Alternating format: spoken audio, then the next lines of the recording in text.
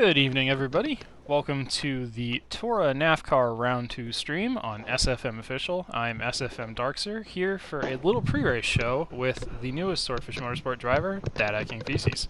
How you doing, Brad? Doing good. I just walked downstairs to get a drink. Alright. So, Brad participated in the first round of the NAFFCAR series in the overweight division. NAFFCAR, for those who are unaware, is a TORA Thursday night series following the successful Trans Am. This one features a wide variety of cars, ranging from a 1991 Honda CRX to a 1958 Plymouth Fury. And there are two classes, the overweight and the underpowered. It's exactly what it sounds like. Overweight is significantly high power cars with lots of mass. Underpowered is very light cars with not a lot of power. So some of the cars are going to fly in the corners, some of the cars are going to sail away on the straights. So it's going to be a wide mix of strategies, mix of driving lines, and mix of chaos on the track tonight. So, Brad, why don't you give us a little bit of a rundown of how the cars in the overweight class handle? How do they perform? Where do Badly. they get their strengths? They don't like corners. They don't That's like the corners. big thing. No. And now, when So you say don't like corners, do you mean like that it's hard for them to turn, or is it just that they're just slower? What do you mean by that? they're significantly slower, pretty much across the board. Uh, most of them on the turn in, you just have to wait because there's a lot of understeer. On my car specifically, I'm running with stock tires, and the wait to get it to turn in is just, it's you're there, you're just waiting on the car, and then because you make all your speed on acceleration. All Basically. right. So, if what you're saying is to be believed, it's going to be a battle of understeer versus exit grip. Does that sound right to you? Yeah, because it understeers on corner entry, and then once you finally start to get it turned and you start to get on the throttle, it starts to oversteer.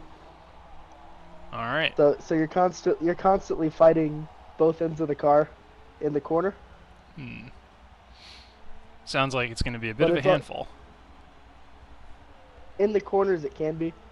The biggest thing with overweight cars is, especially last week at Mugello, is they're able to get such a better launch, and they're able to do all their passing down the straight, which is super hard to defend against.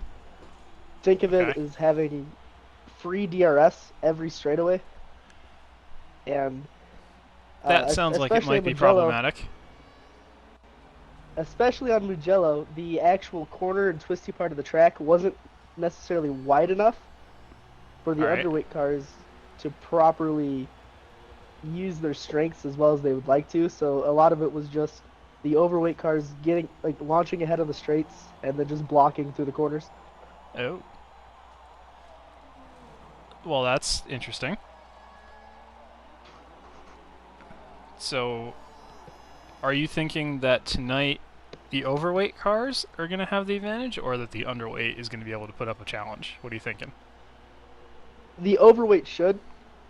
Overweight should have the Silverstone advantage? National is basically yes. Silverstone Nationally is basically uh, two long straights with one medium length straight, and there's one flat corner, one that you have to slow down quite a bit for in the overweight cars, and then there's the hairpin, and then the actual left right, and those are the only slow parts of the track.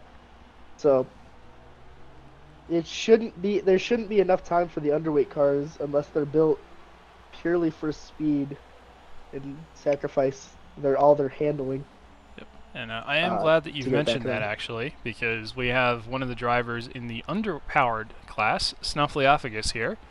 So, Snuff, you're driving a Porsche 914, are you not? 914.6? I am driving a Porsche Small Boy, I believe is the official name for this car. All right. And you heard Brad's description of how the underpowered cars are going to get their time. Would you agree with that, or would you disagree with his assessment?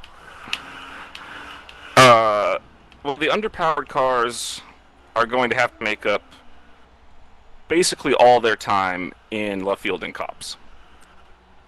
It's Okay. going to be an incredible challenge to make up enough time to count the fact that unless somebody has a just absurdly compromised power-only build, which I'm sure people will show up with, Woodcoat will be flat for them. All the way from Cops to Maggots will be flat, and then all the way up the third straight will obviously be flat. This course is a triangle, and passing opportunities will be they will be at a premium for the underweight boys. I expect in the top lobby perhaps one of the Hondas to be able to stay with them. But I've found it very difficult to get near the pace that I've seen some of the overweight cars putting on here. Yep, and you mentioned the Hondas in the upper lobby. Just taking a look at the timing document here, it would appear that Diablo is in the Honda CRX, and we know that Diablo is very fast and will probably end up in the higher lobby. So we'll have to keep an eye on that as the event progresses here. And just for our viewers, I know we currently don't have a detailed map on screen, but we do have the Forza Motorsport track icon. The cars are going to start on a straight going into the right-hand turn known as Cops. From Cops, you go down a straight into a double braking zone, Maggots, which is normally followed by Beckett's on the full circuit, but that's not where we're at tonight. Instead, you're going to keep turning right onto the Wellington Straight, into the hard left-hander known as Brooklands, then through a triple apex right, Luffield, through the final right bend called Woodcut, and back onto the pit straight. So, you guys surely have done some laps, right? I've done 4. 4 I've laps. also done 4. All right, we can work with that. We were work team with no that. practice. We are now team basically no practice. Team some practice. I love it. That is how you do it. Been too busy painting V8 supercars this week. Yep. Of course, the TORA V8 Supercars Championship begins on Tuesday with the European Series at 8 o'clock GMT, 3 o'clock US Eastern, and then the United States version at 9 Eastern, which would be 2 a.m. GMT on Wednesday. So make sure to sign up for that. We have plenty of other teams out as well. I think there's about 70 entries across the 2 series. That should be a good time, and you can catch the streams for that, I think, on YMTV, if not, maybe here. We'll see about that in the coming days. So for tonight, there are, it would appear, 35 drivers who have managed to sign in with a confirmed or a maybe. There will be 3 qualifying lobbies, one by Drifting Hero, one by DR Argato, and then the remaining lobby by Flying Mikey J. For this stream, you will be watching the Drifting Hero quali lobby, and assuming that everybody shows up, we'll have Acidic Breeze, one of the newer drivers for the Aerox Motorsport team, CTOM14 of Swordfish, Drifting Hero of Griptech, EVR Huracan and Mead, F4H Diablo, Hunty 1981, Mr. Drive of Griptech, Salty Bankos of Solar Vision, and Snuff from Swordfish. Hey, that's me. Speaking It is, yeah. of me, I've just received my invite, so I will be taking my leave of you, hopping over to that party, and trying to not embarrass myself too horribly tonight. Well, that is a noble goal. Best of luck to you, sir. Yeah. It would appear, in my haste, I forgot that NAFFCAR had a sign-in this week, since we didn't have it in week 1. All right. Yep, the series does use the standard sign-in procedure, so it would appear that you will not be racing this evening. However, Nope. there is a nice warm chair in the comms booth if you'd like to come on in. We can set that up. I'm smart. We didn't have it week 1, so I just kind of forgot about it this week. Yeah, it happens to the best of us.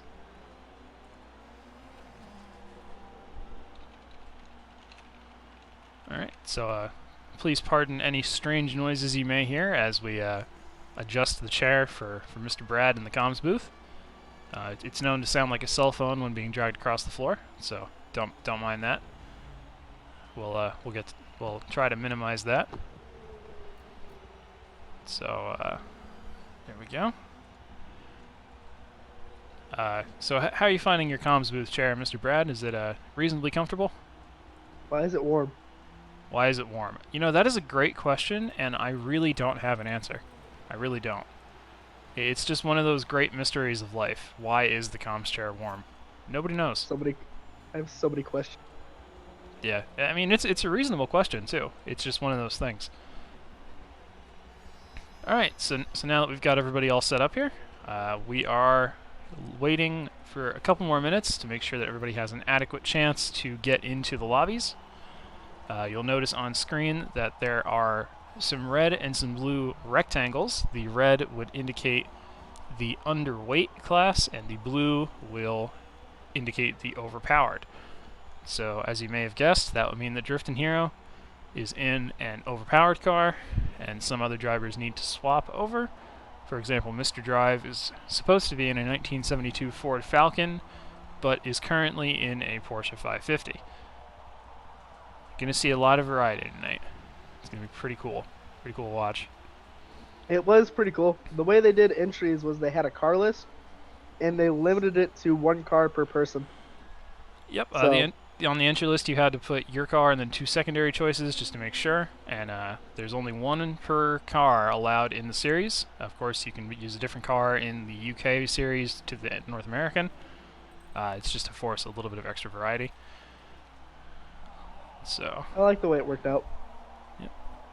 So for this particular qualifying lobby, again, assuming that everybody's here, we're going to see a 1970 Challenger RT, a 1988 Holden VL Commodore, 1997 Volvo 850, a Holden Sandman, Alfa Romeo Milano Quadrifoglio Verde, the Honda CRX, Mazda RX-7, Ford Falcon XA GTHL, a Ford Fiesta XR2, the aforementioned Porsche 914-6, and then just some other standout cars from the other 2 qualifying lobbies. We've got a Mazda Savannah, 1990 Jaguar XJ.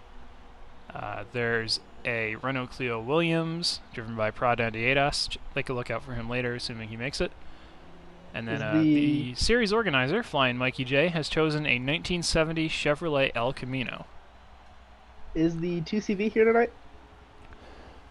You're kidding. Somebody's driving a 2CV? Somebody is. It yeah. is. They were- HCCR yeah. Lieutenant Diane is driving a Citroen 2CV.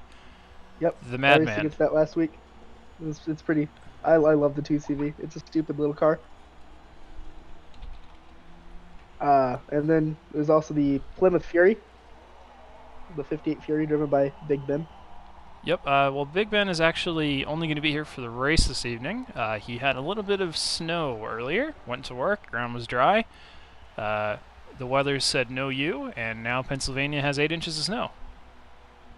I had the No You this morning. I woke up to no power. The Oh. ice broke it. That's good. Yes. So that was it's. There's been interesting weather all across the country today, as it feels. Yeah. Well, where I am in the wonderful state of Georgia, it's a blisteringly hot 32 degrees Fahrenheit right now. Nice. Yeah. You guys might get snow. Shut down the state. yeah. Yeah. That is quite possible. So Should be it is getting now started. 9 o'clock. Yeah. Yep. We should be getting started any second now. Just waiting on any last-minute show-ups. I know the hosts are generally pretty good about giving everybody a chance if you've at least made an attempt.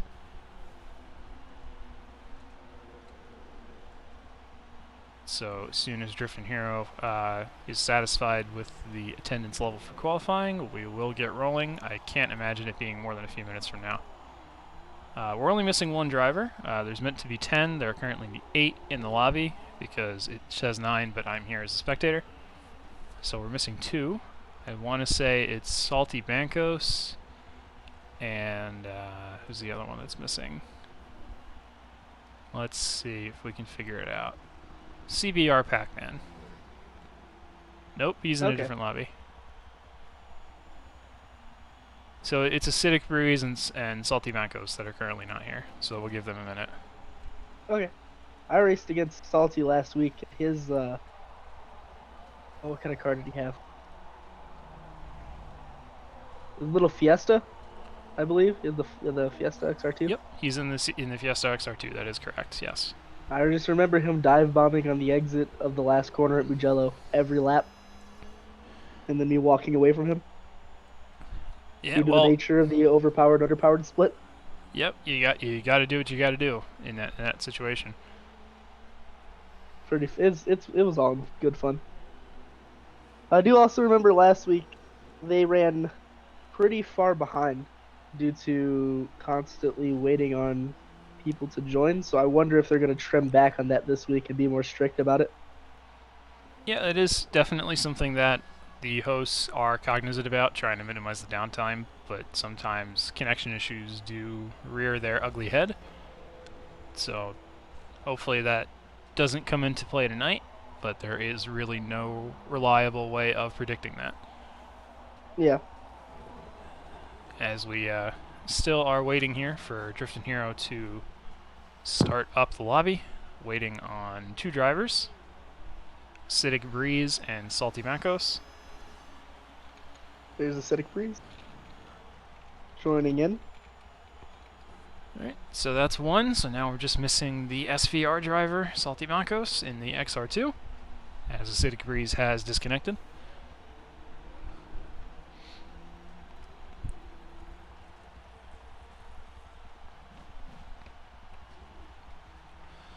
Alright, so let's talk about the event format a little bit.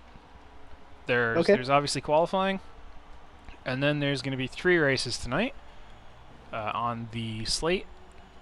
So if you're wanting to follow along at home, simply go to forums.theonlineracing.association.com, navigate to the pit lane section, then click NAFFCAR, and you can find all of this information. So for NAFFCAR US calendar, the second round of today, we are at Silverstone National for 3 races of 11 laps each. Each of these races will be a standing start. So as soon as the clock says go, everybody's going to take off like a bat on some rubbery tires to make it PG-13. So if Meatloaf made a song about it, we should be allowed to say it. Yeah, it's a bat out of hell. All right. So the first race here is going to be set by the order of qualifying. The second race, round 2, or race 2 rather, is going to be set by the finishing order of race 2, and then the third race is going to be the reverse finishing order of race 2. So race 1 ordered by qualifying, race 2 ordered by race 1, race 3 reverse of race 2. Simple enough, right? Yep. The thing about doing the standing start that you don't normally see in other series that you catch note of here is how bad the front wheel drive cars are on the actual launch. That is actually a really good point. Due to the way that just power gets put down by a car, any front wheel drive car is going to mightily suffer off the line. If anybody's in an all wheel drive car, they're going to take off and never look back off the start. You just got to run away. The starts are also extremely interesting. They shouldn't be as chaotic as they were as Mugello, where we were going 6 wide down the front straight. Right. But still expect there to be a mad dash into turn 1 where you see probably 3 or 4 wide. Yeah, and that may not necessarily end very well into the first corner. Just from a little bit of experience in the Carrera Cup, every time we tried to go wider than 2, somebody ended up not exiting the corner where they thought they were going to exit. So it is generally a good thing to have a little bit of discretion on the first lap or 2, just to make sure that you're not going to bowl everyone over. The good news is, at least here, is there's plenty of runoff out of the first corner, so if you do get stuck on the outside and get pushed wide, it shouldn't be too hard to get you back on the circuit. Yeah, I mean, it's not a death sentence, but it's certainly not something that you want to make a habit of doing. Exactly. And again, just to refresh everybody, we will be mentioning the corner names through the broadcast, but again, just to reiterate, first corner, right-hander, that's Copse Corner, COPSE. the second turn, it's a slight left into a double apex right. That's Maggots, Maggotts. Going down the Wellington Straight into Brooklands, spelled how it sounds. Brooklands is a left-hand corner. That leads you into the double apex right of Luffield, down a very short straight, through a long sweeping right-hand corner. That's Woodcut, and across the line. And it looks like qualifying has begun here. Drifting Hero has started the lobby. So the Bankos running maybe a little later, just not being able to make it tonight, unfortunately. Yep. And he still will be allowed to race as long as he shows up. And looks like we are good to go now. So looks like right now we are riding on board with EVR Huracan in the Holden Sandman, which is built straight for power with the heaviest rims as big as possible on it. Yep. So he is going to be struggling for grip, but he's going to be having a lot of fun doing it. Yeah, that big straight line speed is going to be crazy. Yeah. Alright, and we've got some fancy graphics packages for all of our viewers here. We've got the drivers' Twitter photos, their nationalities, the team logos, and the car they're driving. So as you can see, Huracan is driving the 1974 Holden Sandman HQ panel van. Say that 3 times fast. Rather not. Where's your Can we sense just of call it adventure? the Sandman? I suppose you could. I want to be lame. Alright. So drivers are now making their way through the last couple of corners as we ride on board with Huracan going into Luffield. And across the line. Now he's going to be wanting to get as good of a run into the first corner here as he can get. And it looks like he's going to get a nice clean entry, swinging out wide, using the curb, but not going over.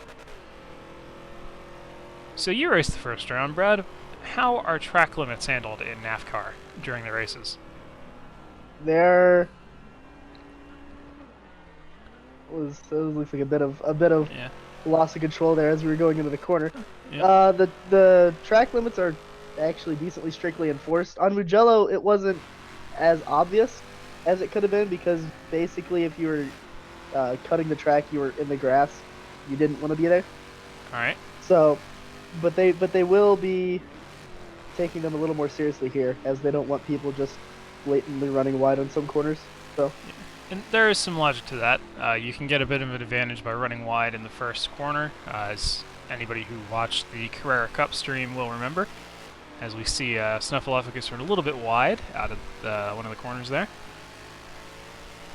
So let's see what lap times. It looks like Huracan's going to open us up with a 3.9, Mr. Drive 4.5. Acidic Breeze currently on the pole. No surprise there, being part of the Aerox team, formerly FTR. All right, guys. the thing that people are going to be fighting in qualifying is going to be, because it's not the normal time session that you see with most other TORA series. It's just a strict set of 6 laps.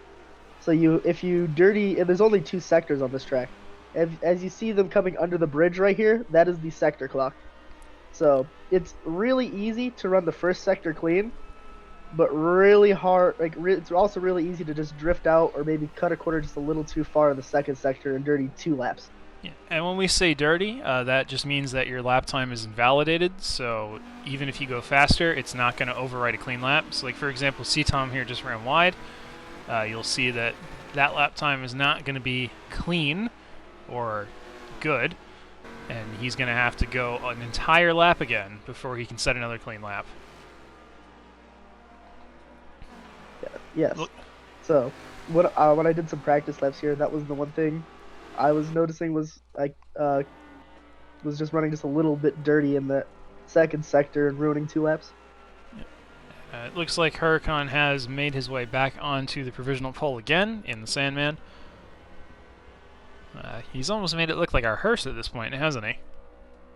It does look like he's went for a bit of the hearse look with the, but I do like the nice touch of putting his driver number on the side of the actual panels. Yeah, certainly makes it very easy to navigate between the cars. Yes, and it looks like Acidic Breeze actually went with a stock paint and possibly just put his numbers over it. let's ride on board with Diablo here. Sorry to interrupt. Fine. Diablo was a race winner in the last round, and his paint is actually by Big Ben 0913, the TORA VP. Always nice to see a little bit of inter-team cooperation there. That is the thing with NAFFCAR is coming into it. What Mikey wanted when he made the series was just to be a more laid-back, fun series for everybody to have fun with all these weird cars and weird interactions. Yep. So you can kind of see a little bit of the difference between the classes as we go down the Wellington Straight here, with Acidic Breeze just waltzing away from Diablo, almost like he's not even moving. And you can see Diablo's in the Civic and Acidic Breeze is in the Dodge Challenger. So that right there is a pretty big difference in car. Front-wheel drive hatchback versus 1970s American muscle. Yes, and you can also see the other downside of it as Acidic Breeze just not having the lateral grip and sliding out of the corner, allowing Diablo to pull back up inside of him because we're in a quali, and then Acidic Breeze walking away on the straight again once he was able to actually get the power down. And we can see here again, coming out of the first corner, Breeze gets a little bit of a worse exit, and then gets the power down, and the gap is suddenly right back where we were before. That's going to be the biggest issue for the underpowered cars in the actual race, is being able to actually complete the pass on the overpowered cars. Yeah, and even if you do complete the pass, staying ahead is going to be a whole nother challenge. Simply because you don't have as much power, you can't defend as effectively. Exactly. Like they can just, it's hard to defend against a 20 or 30 mile an hour speed difference on a straightaway. Yeah. Like watch Diablo coming out of left field here. He's clearly ahead, and then as we see in the hood cam, Acidic Breeze should drive through, and he's second. Now there he goes. And with that, I think Diablo may have just gotten the pole, because that was a fast lap. And we will find out shortly. I just don't know if he could beat the Sandman. Anything's possible. Anything is possible. As we see just last few drivers making their way across the line. There we go. And let's take a look at the previous race results. It looks like EVR Huracan managed a 103.431. Acidic Breeze in the Challenger, a 103.799. Diablo, 103.655. So he did beat the Challenger, but not the Sandman. Drifting Hero in the Volvo 850, a 104.234. Mr. Drive in the 72 Falcon, 104.252. CTOM 14 in the Holden Commodore Group A, 104.646. Snuff in the Porsche, 105.260. Hunty in the RX-7, a 106.595. And the last car, but definitely not the slowest driver, EVR Mead with a 103.582. So that's just some of our drivers. We've still got a few more of these lobbies to go through. So what are we thinking here, Brad? I'm thinking, from what we were hearing, 103s was going to be about penultimate pace for these cars here, and it did show in the qualifying with about a 103.4 for Huracan. So I'd expect a lobby to maybe dip into the 104s, but I doubt it'd go any lower than that. And that actually sounds pretty reasonable. Just because of you saw, it was even from Huracan down to Mead. Yeah. And I can give a little bit of an update now. Okay. So the Flying Mikey J lobby has concluded. Looks like we've got 3 no-shows from there. DJ Professor, Prod Low Black, and Prod Red Doc all not going to be participating this evening. Mikey in the El Camino managed a 104.3. Prod Andy Ados in the Renault, 103.8. Remember that name. Prod Captain Slow, the team leader, 103.3. Prod Cobe, 103.4. Detonator, 3.6. D-Tech, 4.5. Excited, 5.0. And Prod Forza 4, 104.5. And then the other driver in that lobby, one of only two that isn't on the prod team, Roscoe Pico Train in the Plymouth Fury, a 104.3. So So very close times in that lobby. very close times, yeah. And of course, almost that entire lobby was the Puerto Rico Online Drivers team of Prod. So no surprises there. They're pretty quick in these production cars. Right now on the pole is Prod Captain Slow provisionally. Second place is EVR Huracan. Third, Prod Kobe. Fourth, Mead. Fifth place provisionally is Prod Detonator. Sixth is F4H Diablo. Seventh, Acidic Breeze. And eighth, Prod Andiedas. See what I did there? Yeah. Unfortunately. And speak of the devil, Prod Forza 4 has appeared in the Twitch chat. Hello, how's it going? So, for a few of the drivers in the third qualifying lobby by DR Gatto did not qualify. Those would be Chief Token Ball, HCCR Creech, HCCR Lieutenant Dan, so no 2CV unfortunately. Rip. HCCR Rabidus, and Voided Cactus 541, which is really DRR Brian.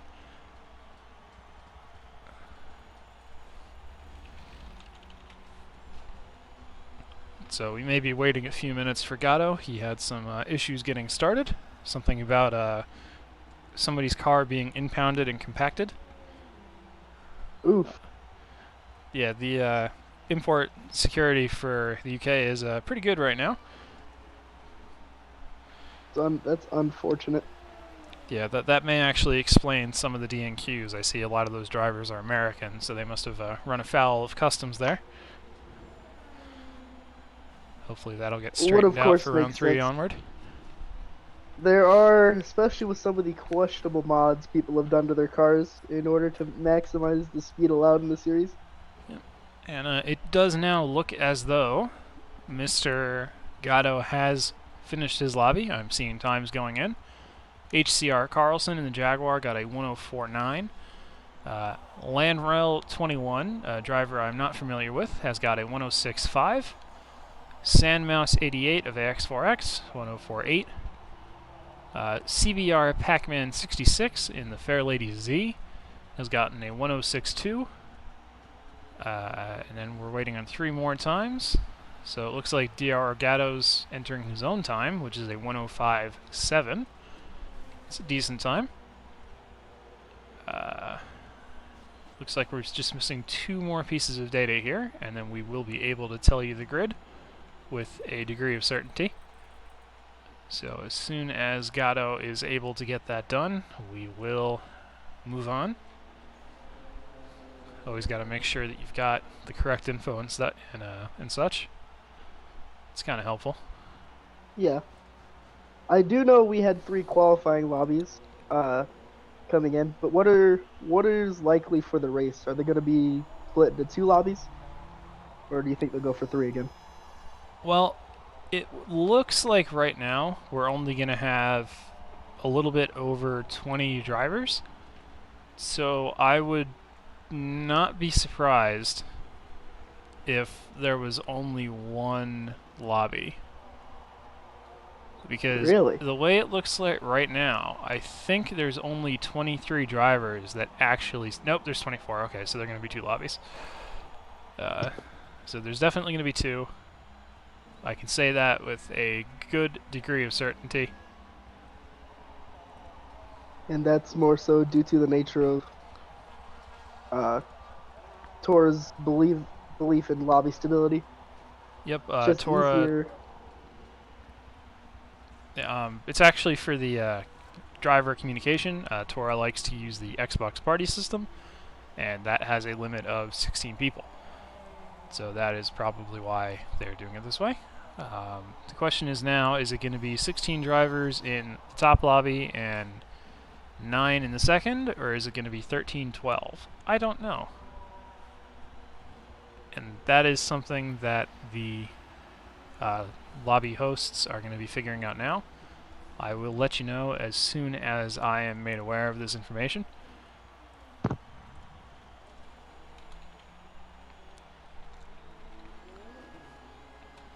So, Looking at the times we have put in, does there appear to be a skew towards one class or the other from the look of it? Well, there's more overweight cars than underpowered. However, there are more overweight cars at the top than at the bottom. And I'm not sure if that's down to the cars or just down to who's driving them. Because at the top, it's our usual suspects of prod, EVR, F4H. Yeah. Nothing really surprising there. Driver skill has probably part of it to come into here. It's probably the biggest defining factor for the way people the way qualifying worked out the way it did. But this is just one of the better tracks for the power cars, the overweight cars in general. The series calendar is pretty balanced, but there will be splits like this at a few different tracks just to work it out.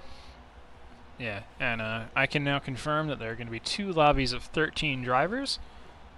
We will be covering the top lobby, or A lobby as it's known, and the drivers in that lobby will be as follows in qualifying order: Prod Captain Slow, EVR Huracan, Prod Kobe, EVR Mead, Prod Detonator, F4H Diablo, Acidic Breeze, Prod Andietas, HCCR Big Dog, Driftin' Hero, Mr. Drive, Roscoe P. Cotrain, and Flying Mikey J. So those 13 are going to be your combatants this evening, and as soon as they get that all set up, we will be able to bring you some short track action. Which is always a fun time. There's nothing like a good midweek short track race.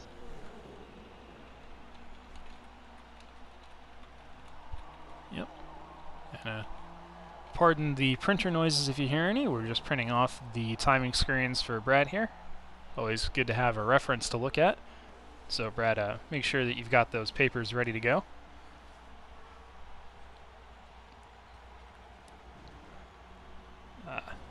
Did they print correctly?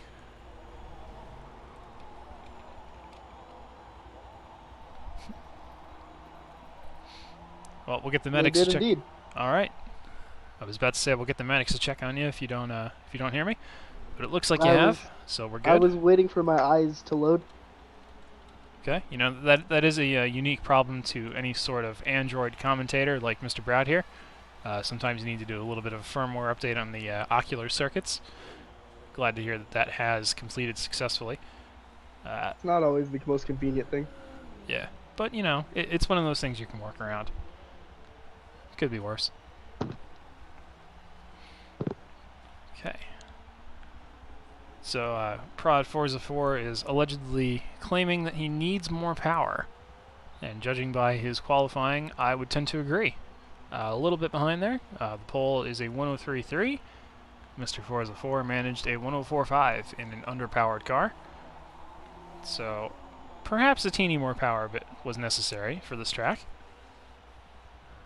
It's still not too bad. It puts him 5th in class, but Yeah. it's definitely not. It's probably not what he would have liked to see, if I had to guess. No. When classes are this close, you look at that and you're like, oh, you're 5th in class. That's really good. But as a racer, you don't necessarily care about that as much as you do as where you stand in the overall. Yeah. Alrighty. So we're just waiting here for all of the lobby hosts to be figured out. It's likely going to end up being Driftin' Hero or Mikey J to host this lobby. I would assume Driftin' Hero because he's already got half of the A-lobby qualifiers in the lobby from qualifying. So I'd be surprised if that took much longer to get sorted out. And likely DR Argato for Lobby B. That is entirely possible. It would probably be him or Carlson, HCR Carlson. So this may take a little bit of time to get sorted out, so bear with us here. We have no control over this. We are just along for the ride. Just along for the ride.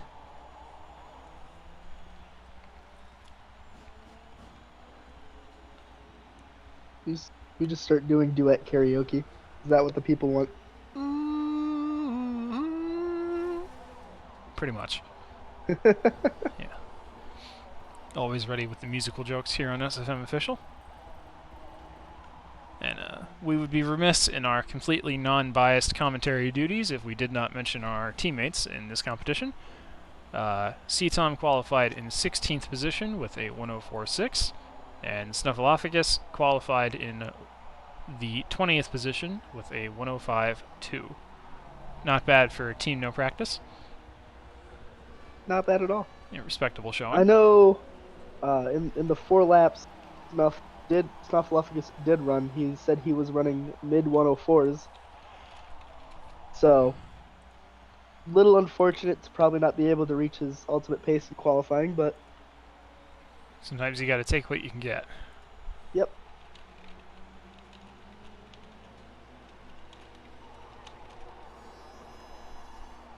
As we are still waiting here for any sort of update on what's going on. For an update in my world, I have finished my pizza. Was it Domino's, Pizza Hut, DiGiorno, homemade? What do you got there? Papa John's, because it's the only place that'll deliver to me. Alright, well, your answer Sad makes me a day. little sad, but It is definitely a sad day. I would prefer not to have Papa John's. it is still the za, so it could be worse. You've got Any za is pizza, better than no za. you've got pizza, you've got streams. It's a good day. It is indeed. Going into the race, I know Captain Slow out-qualified Huracan, but I also know Huracan is a very aggressive driver. So, going into the race, expect there to be a lot of fighting between those two at the front, for at the very least the first lap. Yeah, Huracan, if you watched any of the YMTV Trans Am streams, is, as Brad was saying, very aggressive off the line. For a good example of this, check out the Trans Am Run Atlanta stream, where I qualified on pole and I was in second after 2 corners. Huracan's that kind of driver. He'll do it to you. He's very good at getting up and going. Very good, yeah. It's actually kind of surprising to me is the amount of front-wheel drive cars in A lobby. I'm just going down the list here, and I see a Prelude, an Acura RSX, a Honda CRX, the Renault Clio, Volvo 850R. That's roughly almost half the lobby in a front-wheel drive car. So the start will probably stretch out a little bit. If at all possible, we're going to try to ride along with F4H Diablo on the start, just to show everybody some textbook attacking. Diablo is very good at the beginning of a race, and the middle, and the end, but mostly we're going to focus on the beginning here. You'll get to see a bit of that bog, and then you get to see him knifing his way back through the field, because he has the skill to do it, and he's got the pace. It's just a matter of, does he have the acceleration? And I'd imagine a lot of the people coming into this race have their cars trimmed out enough to minimize their weaknesses as much as possible, so the being in the underpowered class probably won't hurt him as badly. Yeah, and I can now confirm that the A-Lobby host should be Drifting Hero. Apparently there's some discussion going on of the A-Lobby size, a bit of a deliberation going on behind the scenes here. So it may get expanded to 16, it may not, and apparently there's also some electrical issues for some of the hosts, which is why there's been a bit of a delay. Doing it live, folks. Trying to keep you guys entertained, but there's only so much we can do here in the downtime. Worst comes to worst, we could always just start playing tic-tac-toe against each other. So it looks like we've just been unceremoniously removed from the lobby here. That is very strange.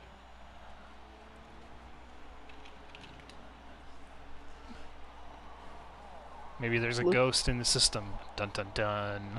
Ghost in the Shell. I've not seen that movie, or that show, or read the literature behind it. I have not either, actually. So I just meme, man. Okay. I'm a simple man. I see a chance and I take it. You're a simple kind of man. So Alright, well, while we await our reintroduction to the racing lobby, let's take a little bit more of a look at some of the cars that you'll be seeing tonight. Just because I don't think we mentioned all of them earlier. Captain Slow will be starting in the 67 Falcon. Huracan in the Sandman panel van. Prod Kobe in a Honda Prelude. Mead will be in the Alfa Milano. Detonator in the Acura RSX Type S. Diablo in the CRX. And Breeze in the Challenger.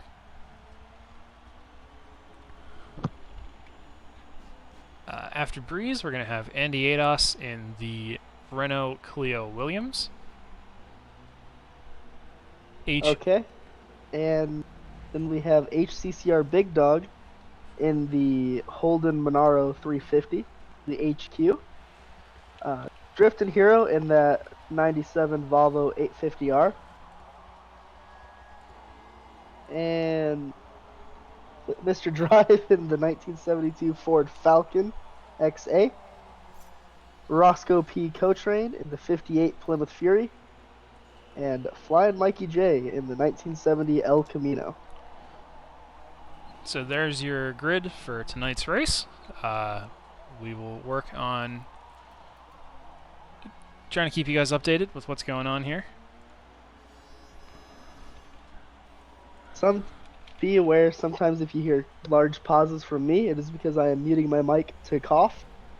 Still getting over a bit of a sickness I had last week, so Alright. I apologize ahead of time if I'm not able to do it in time and you guys catch the cough. A little bit of an update. Flying Mikey J is actually going to be hosting the A lobby, so we are going to hop over there now. So give it 1 second here, and then we will make our way over there. So that may explain some of the confusion there. A little bit of technical difficulties from Switzerland with Drifting Hero. There we go. Flying Mikey J's El Camino is just so good. I love that paint job he has on it. The Allied Forces one. Alright, we'll make sure to highlight all of these cars at some point here. So here is the AX4X El Camino, number 18. The Prod Andy Ados Renault Clio, with a bit of a hexagonal paint to it. Kobe, much more simple. Roscoe's Plymouth Fury. Detonator in the RSX, number 321, red, white, and blue. Diablo Intent. Mead in the standard Alfa Romeo look. Mr. Drive in an unpainted Porsche because he's not in the right group yet, so we'll come back to that. And Drifting Hero in the I found these body panels in the scrapyard Volvo 850. That was the look he was going for. My brother has a screen printer, numbers on the side. It's actually a very good point. That does appear to look like a screen print there. Bit of a nice matte finish to it. Nice olive green bumper. Yeah. Very classic. I do enjoy the look of that. Makes it look rattle canned on. Yep. Here's Mr. Drive's Falcon with flames. Those will add 50 horsepower, don't you think? Oh, easily.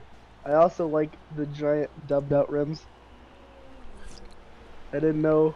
I do remember last week I started asking if instead of the regular 88 Monte Carlo they were allowing if I could run the donk. Uh, It's very quickly shot down. the donk, for those who are unaware, is the Forza edition of the uh, 88 yeah, Monte Carlo. 88. Yeah, that. Very, very much lifted up in the air. I'll see if I can bring it up on screen here. And I can't. Lovely. Alright. Maybe I can do it from rental car. No, I cannot. Awesome. Alright, so see if I can find that menu. Whoa. My car was just violently deposited on the ground there. Alright, let's see. It's a Monte Carlo, right? Yes. Yeah. There it is. Monte Carlo Super Sport Forza Edition. Very, very high in the air. Very, very large wheels. So that's what was shot down by Mikey. If I tried to enter mine as currently built, it would probably also be shot down due to being about 300 PI too high and about triple the horsepower limit. There is no horsepower limit. Fun fact. Well, you're limited a little bit by the PI, so I'd be surprised if we saw anybody putting out more than 500 horsepower. It's hard enough to reach 450, so you're right on the money there. Yeah. My car, my 55 started in E class, like E180, about as low as you can go, and I've got it up to 430 or so. Jeez. So That's pretty high. there are a few that are a little higher than that, but there's not too many more in the series that run more than that. And, remember, we are in C-Class here, C500. Some other series that you guys may be familiar with have a bit more PI to play with, which is why these cars are a little bit slower than what some people may have been expecting. But slow does not mean boring. Generally, the closer the cars are together, the better the racing, and these cars are glued to each other if we can go off of qualifying. So this is going to be a good race. If we're going simply by pace and qualifying, there is only a 1 second gap between all 13 drivers in the lobby. And due to how short this track is, it's going to be very unlikely that anybody goes a lap down, just because a lap is 63 seconds and there's 11 of them. So even if you're 3 seconds a lap slow, that's still less than a lap. So it's going to be pretty good here in terms of people finishing on the lead lap. Indeed. So it looks like we're for close racing.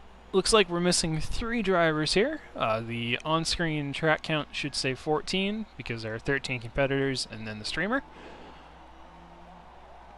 So hopefully that does not take too much longer. And remember, this series is going to be using the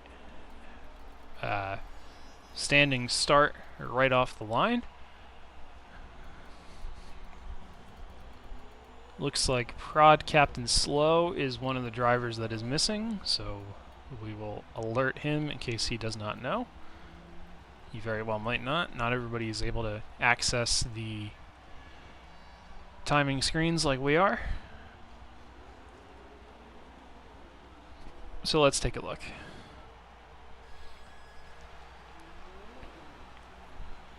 Looks like Captain Slow may actually be having connection problems, showing offline. So hopefully he's been in communication with somebody about that. Hopefully. It'd be a shame for him to be able to qualify on pole and then have connection issues preventing him from racing. And again, there's nothing we can really do about that. It's just one of those things.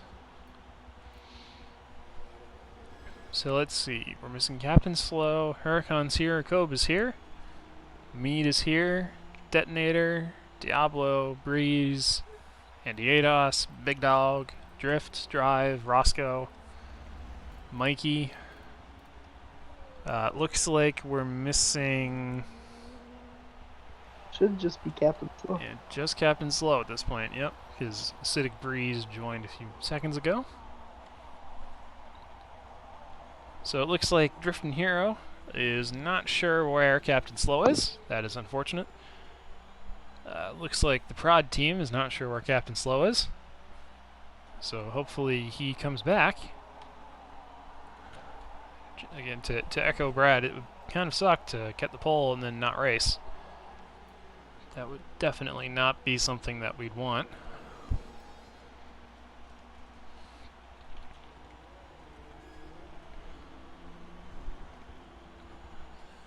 So Captain Slow needs to Captain Fast his way into the lobby here. Pardon my puns. I just live with it at this point. Yeah. So I guess while we're waiting, we can look at some of the liveries again. We have the black Sandman panel van. The Prod Prelude. Yep. And then we have the EVR Meade Alfa Romeo. The really good looking Acura RSX of white. Then we've got Diablo's Enchant CRX, painted by Ben. The just rolled off of the dealer floor Challenger with stickers on the side of it. Andy Ados bringing the honeycomb green in the Renault Clio. A nice simple two-tone red and white for Big Dog's Monaro. Of course, those colors are the UGA dogs. That's where his gamertag originates from. Drifting Heroes, I found these body panels in a junkyard, Volvo 850, with my brother has a screen printer vinyls. I love it. Mr. Drive's really cool flamed Falcon. Roscoe with the Fury. And Mikey finally in that really well done Allied Forces El Camino. A lot of people don't know this, but Mikey J used to professionally do race car graphics by hand with a paintbrush in the Pacific Northwest. Very talented artist in the physical and virtual realms. So, you can always expect to see a good-looking car if Mikey J is the painter.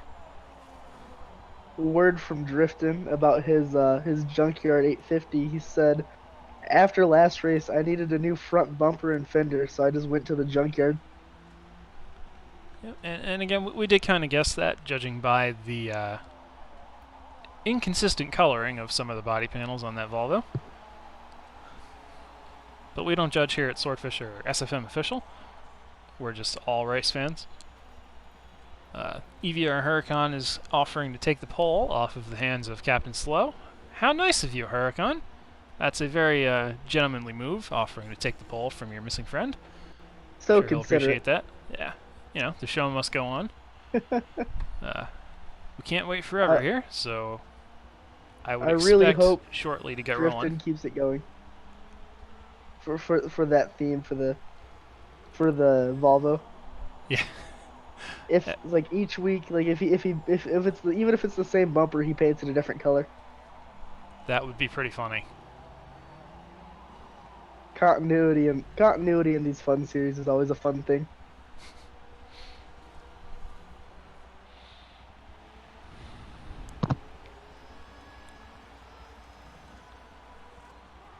So we are still waiting here to start race 1 of the NAFFCAR US Round 2 from Silverstone National.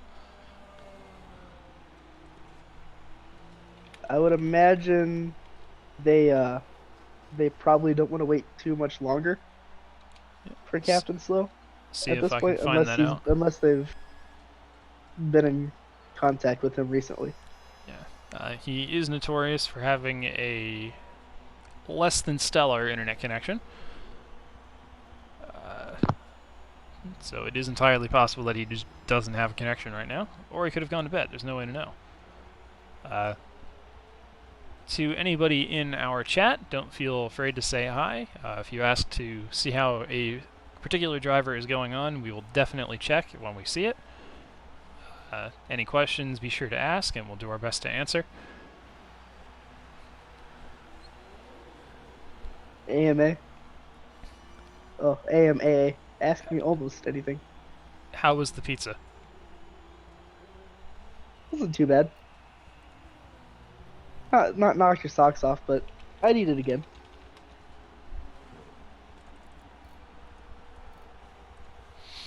So. Well, it is Papa John's.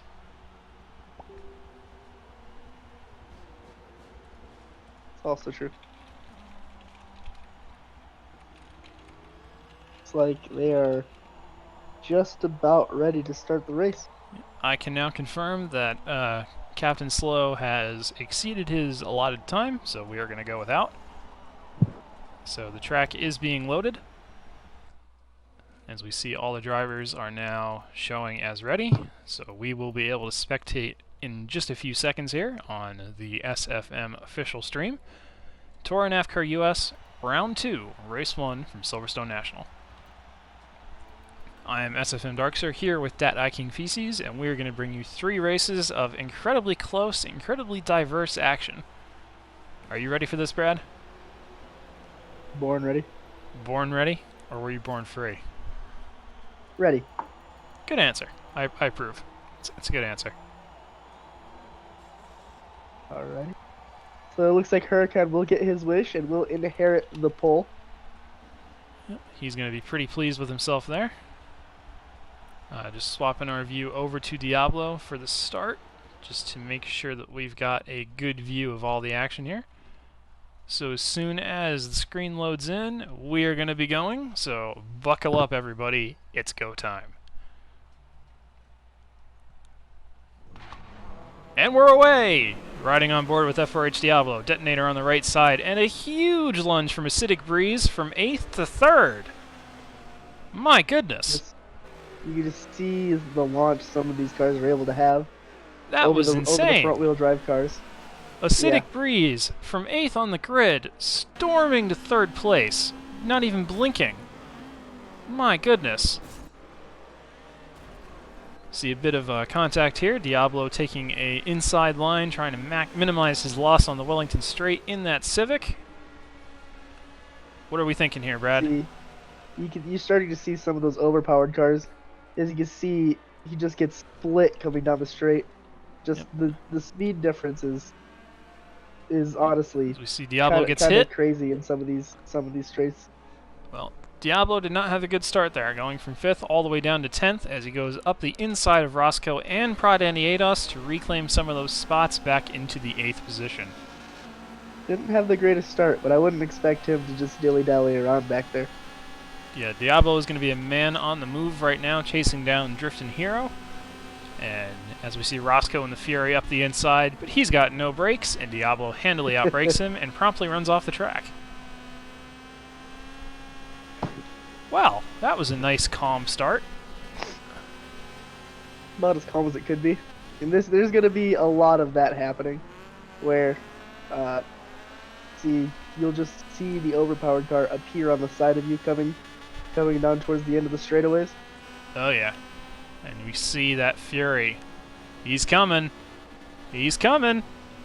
He's here, and he's gone, and he's on the brakes, and he's passed again. Yep. Gonna be plenty more of that where that's coming from. Only lap 2 of 11 here, folks, so there's still plenty of race to go. As we see, Diablo is now passing Driftin' Hero, but the Grip Tech strikes back around the outside as the panel Volvo. It's got a bit more power than that Civic, doesn't it? I do believe Driftin' is in the overpowered, or the overweight class. Yep, he is definitely in the overweight class, and he has got tons of power. Yes. It would appear that Huracan has taken off to a strong early lead in that panel then. Well, let's check out the front of the race. He's actually fighting with his teammate. Yep, riding on board here with EVR Mead. Pretty reasonable to expect him to be up front at any given point in time. These two are teammates, remember, but in this series there are no teams, so there's going to be no love lost between these two at the front of the field. Just watching the Alpha lean through the last corner here. That is a car that is very much trimmed out for speed. Approaching Probably Wood. sacrificing even some of the suspension upgrades in order to obtain more. Oh yeah. As we approach Woodcut corner. Through that up into Cops. Mead looking up the inside, but the panel van is there and he's got more power. So Mead having to lose some of that exit speed as they run into Maggots. Huracan is still there, but he's off the line now. Who's gonna give? The answer is neither of them, as Mead runs a little deep, but Huracan's gonna come back up the inside on the right, and he's gonna have the preferred line onto Wellington Straight. Textbook racing here by the EVR teammates. It's a really well done over-under, as you see them just doing slight moving down the front stretch to give each other. Mead saying that he needs just a little more room. Now you can give away too much room here as we see Acidic Breeze up the inside. He's going to probably take the lead going onto the front straight here. Yeah. So we've got a new leader, Acidic Breeze. Mead getting loose out of that corner there allowed Acidic Breeze to not just die of Huracan, but also him. Yep. An uncharacteristic mistake, and we've got ourselves a new leader. Almost into Huracan Cops. thinking about sending it 3 wide. Acidic Breeze on the inside, Prod Cove and Detonator right behind. Pack of 5 at the front, folks. Very, very tight. We've got about 5 cars and about 3 cars worth of space right now. And that is not atypical for a TORA race. It is pretty common to see guys all stacked up with each other. Well, Mead's been able to separate himself from that pack a little bit. Let's see if he's able to actually drive away while those 4 battle behind him. Now, you never want to let Mead get a lead, because once he's got it, he's not going to give it up. Detonator going wide. Yep. So Mead is still in the lead here. Looks like Kobe is going to go off the track, so we will jump back to him. Slight contact out of the corner there. Kobe is still in 3rd position right now, going into Cops. Huracan, oh, he's in 2nd actually, so Acidic Breeze is your loser there. He lost out a little bit. He won't be pleased about that. No, it just looked like Core thought he had the room to close up on him, but couldn't quite nail it. Yep. Just got into Acidic Breeze just a little bit. So your current fight for the 3rd position is Kobe and Acidic Breeze. The purple right off the lot car chasing down the Prelude with extreme prejudice right now. Alright, heavy on the brakes. The Prelude has the advantage. Acidic Breeze slides up the inside, but he's got no grip, and he can't get the pass done. As he goes up the inside again, still not enough grip, no pass. Something tells me Acidic Breeze has better brakes than you'd expect on that car. This is the driver. Sorry, go ahead. From the way he's been able to lunge up a few of these corners. Yeah. And Acidic Breeze, formerly LRT Breeze, an extremely experienced driver. He is going to be all over the back of Kobe until he gets around him or they crash.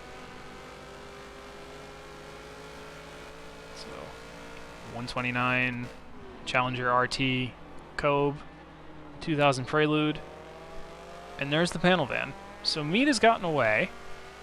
Huracan's in 2nd, Kobe, Breeze, and then there's a big gap. What happened? Let's take a look. Let's go back to Diablo. So it looks like HCCR Big Dog has actually made his way up a little bit. That's going to be a little bit surprising for some of our regular viewers who've not really seen Big Dog too much. He's a very consistent driver, but some of the other series he's participated in, the cars just really haven't fit his style. But here he is fighting for 7th with Diablo, or 6th with Diablo. What are you thinking, Brad? There are definitely some people who just suit production cars better than race cars in this game. Yep. Or maybe he excels in some of these crazier series where most of the hardcore guys that aren't used to driving something off the wall maybe fall off a little bit. That is distinctly possible. Distinctly possible. So as we see Diablo here struggling to complete the pass like we were alluding to earlier. Fast. He did set the best lap though, 103.8. So he's got that going for him.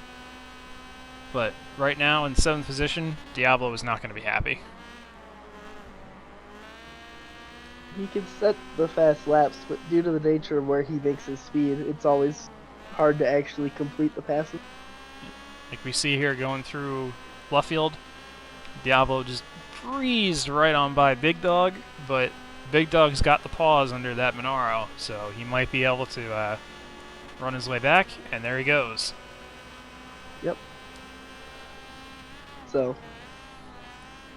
In the cops, there goes Diablo again. And then watch on the brakes into Maggots, you'll be able to see the car of Big Dog fighting back.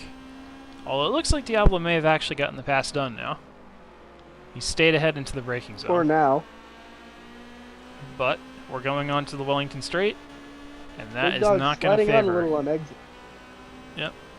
He should still have the speed to walk by him. There he goes. Let's see it happen. And he's clear. And there's Diablo on the inside.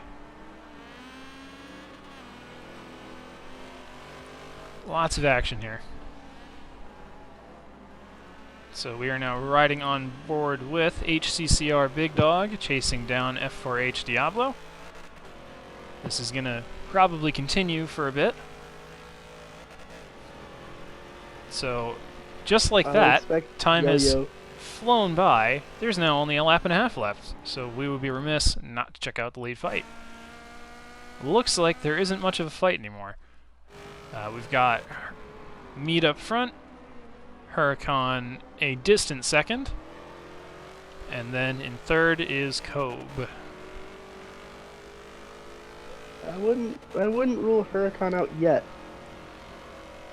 It appears like he's at least possibly making up the ground needed to run Mead down. Yeah, it's possible, but I've raced Mead a lot, and in these end race situations, he's just not somebody that's gonna make a mistake right at the end. He's in free air right now. There's nobody close enough to make a lunge. I think he's just gonna cruise to the win, honestly, right now, at this point.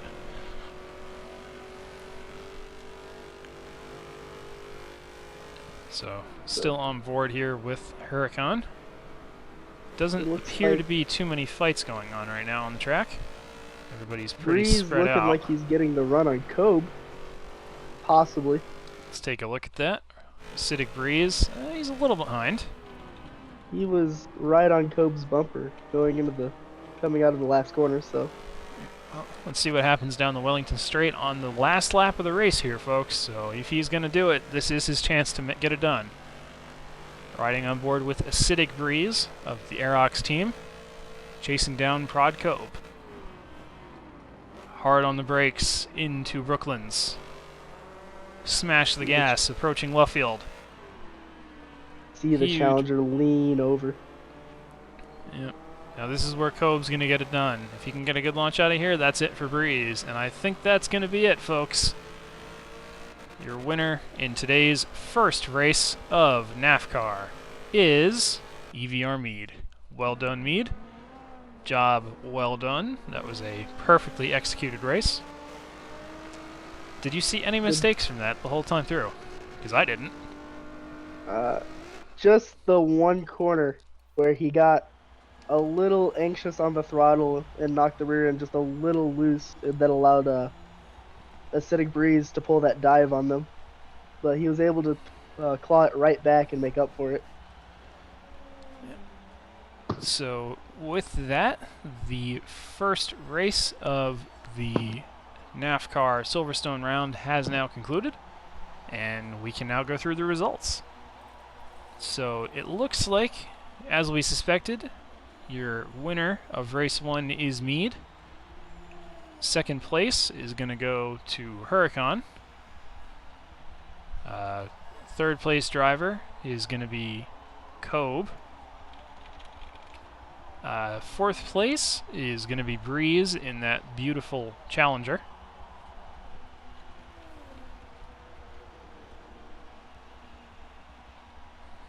Fifth place will be going to Detonator in the Acura. Sixth place to Diablo in that Honda CRX.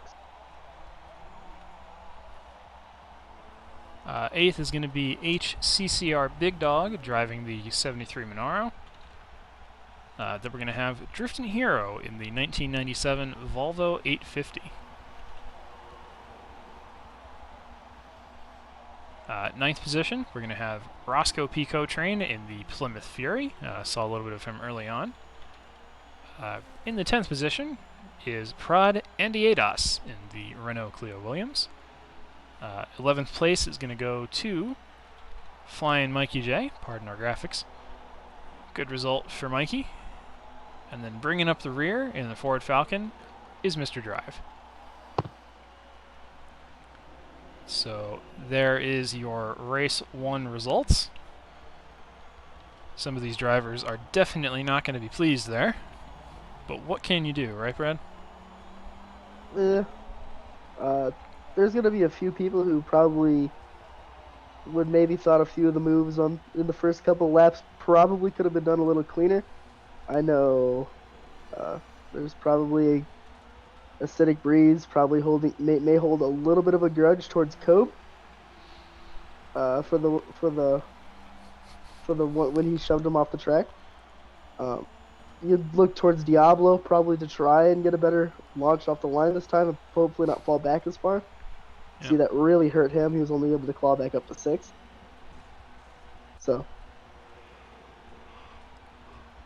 we also have B lobby results in. That we do.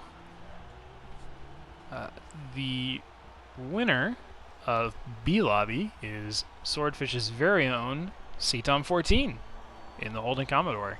Good job, CT. In second, we have one of the prod drivers, E-Tech R, in the Golf DI Mark II.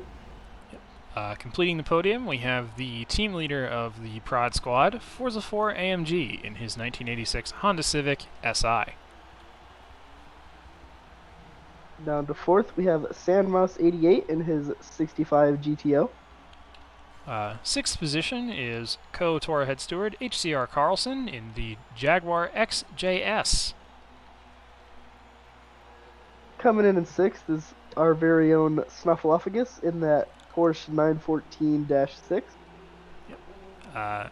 Seventh position is the RX-7 of DRR Gatto. Coming in eighth is Prod, another one of Prod's drivers, Excited in the Scirocco. Ninth place is DRR Brian, currently using the gamertag Voidy Cactus in the BMW M3 1991.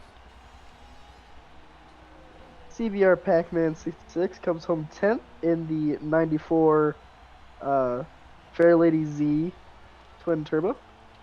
And just behind him, in the 11th spot, is Lanrail 21's Datsun 510.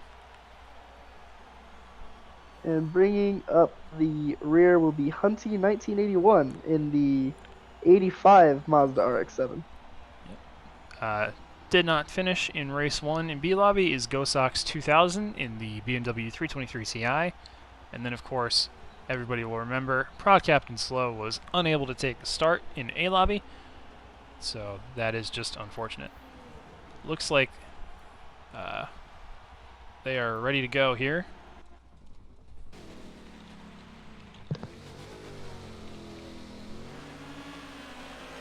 Sorry about that. We appear to have missed the start due to a communication breakdown there. That was very unusual. So right off the bat, it looks like Mead is your leader on lap 1, closely followed by Huracan and Acidic Breeze.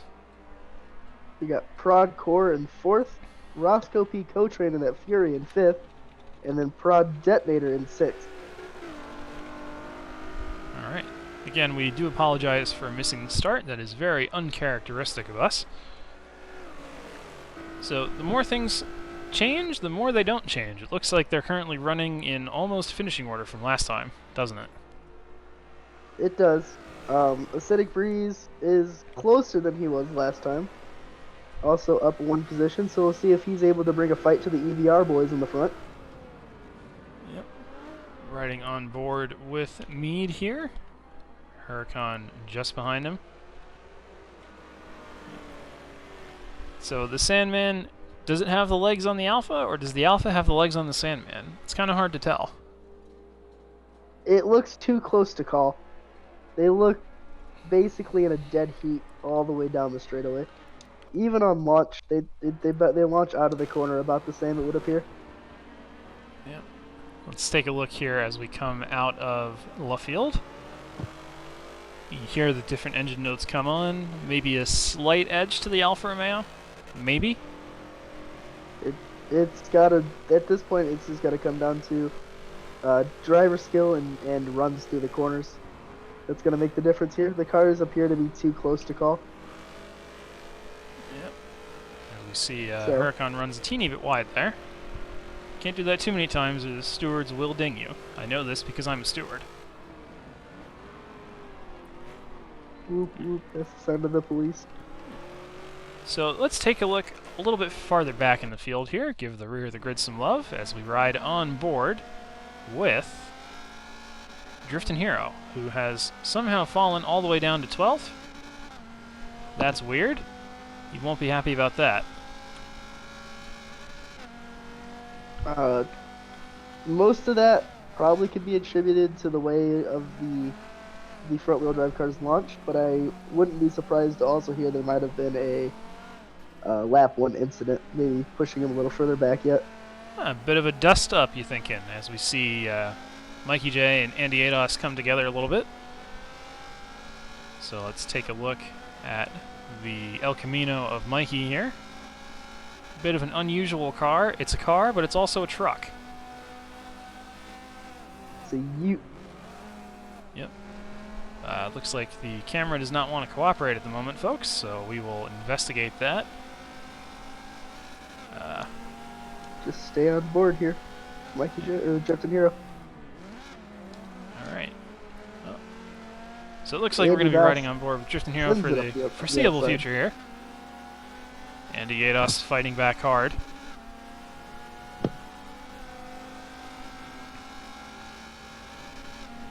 Alright. So you've got the Swede Tech playing on Grip Tech, his team there, the Volvo. And then we've got the prod driver in the Honeycomb Renault. That was an off-track pass. Come on, Andy Ados. You can do better than that. You believe in this? It also did appear that he tried to turn in, but the Volvo was still sliding out. So there may have been some slight contact to push him out wide like that. Maybe.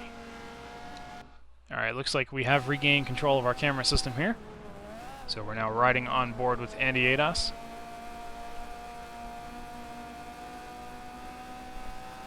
Let's see if the camera will cooperate enough to check in with that fight up front, as it looks like Kobe has gotten past Acidic Breeze again. We'll check on that. Moving up to... Yep, you're right. It does look like Kobe has retaken a podium position and heavily gapped Acidic Breeze. So Breeze is not going to like that, but what can he really do about it? As it looks like Breeze might be falling into the clutches of Roscoe P. Cotrain and Prod Detonator behind him yet. Let's take a look here. Riding on board with the 9 Shiza driver, Roscoe P. Cotrain. Or not. Alright, looks like we have lost control of our cameras again. Sorry about that, everybody. There it goes. So here's Roscoe in the Fury. Such a satisfying car to hear the engine, isn't it? Just growls. You can feel it in your bones when that car goes by you, if you've ever had the pleasure of seeing one in person. They always attract a bit of a crowd at car shows. It's always great to see. Yeah. Ooh. So we see Diablo scything his way through the field once again in the Intan CRX. Let's take a look at Diablo chasing down Detonator. He just watches everybody walk away down the straightaway. Yeah. Diablo must surely be fuming right now because he knows he's faster than these guys, but his car just does not cooperate in this situation. It must be so frustrating for him. This will be one of the worst tracks for his car. So, this is one of those just got to stick with it and get what you can. Moments for his car. Yep. Almost sounded like he missed a shift there. Does look like he set the best lap of this race again. Yep. So- That front-wheel drive is certainly not doing him any favors on the starts. It is definitely not. Well, it looks like the battle for the lead has gotten a little bit spicier, so let us switch back over to Kobe and check how that's going. It looks like Huracan and Mead possibly fighting each other in the corners has allowed Kobe to catch up a little bit. Yep. So if you're Kobe, you are just praying that this continues. The two EVR guys keep on slowing each other down, because that's what you want to see right now. It's definitely getting closer here as we go through Luffield. Mead and Huracan have just been glued bumper to bumper this whole race. And this is just par for the course for those two. They're very, very equally matched, very, very equal on pace, and they have a really similar aggressive driving style. So you're essentially just looking at clones, basically. They're so similar in how they make up their pace. Are you implying EVR simply clones the members of their team? Well, the ethics of that would make for a fascinating paper, but I don't know if I have the discipline to write it. You know, something to explore in the future here on SFM Official. The ethics of cloning. Come back next week for that one. So, still riding on board here with Kobe in the Prelude as we watch the lead not change hands, but certainly get close to doing it. Mead taking a defensive line into the corner allows Huracan to get the better run out, taking another defensive line into this one. As you see, Huracan just trying to see if he can back the corner up to get the runs out of the corner to pull up next to Mead down the straights, but just isn't able to quite pull it off. Yep, and unfortunately we have lost camera control again, so this is going to be our view to the end of the race. But it's a good view. We've got the battle for the lead in our sights. Yep, and there are only 2 laps to go. Yep. 2 laps after this one. We are on lap 9 of 11 here in race 2. Be good if we made sure the graphics matched the reality there. There we go. We may not be able to control our camera, but we can control our graphics. Oh yes. And it looks like here, Huracan has got a bit of a run on the outside of Mead. Has he finally been able to check the corner up enough to get the run down the straight? It is certainly possible, but there's Kobe. He's close enough now where he could conceivably throw a lunge on lap 10 or 11 into maggots. This is true. This is exactly what Kobe has been wanting to watch this whole time. As we see a bit of like Huracan getting loose a little bit. Yeah, that was a combination of looseness and latency here. Yep, and you see Mead pushing really hard, running just a little wide on those curves out of the corner. So those two drivers are definitely giving it their all, fighting each other. Yep, and that is going to cost Kobe a dear amount of time because he just lost that little bit there. Yeah, checking up for the latency issue. Yep. So we've now been able to switch over to Huracan, desperately trying to chase down his protege Mead. Kobe close behind still. Side by side down the straightaway again. Yep. Alpha versus Holden. A battle that has probably never happened, but certainly should. It's probably happened at Bathurst back in the 90s. Possible. All right. Oh, bit of a opposite lock there from Huracan going into Luffield. He's going to get a little bit of a look up the inside of Mead. Are they going to touch? No, but they are very, very close. Approaching the last lap here. Him, though. Do we see Huracan lunge this lap? That is the question. I would not be surprised if he tried it. I really wouldn't. I would not either. I mean, how could you not? It's the last lap.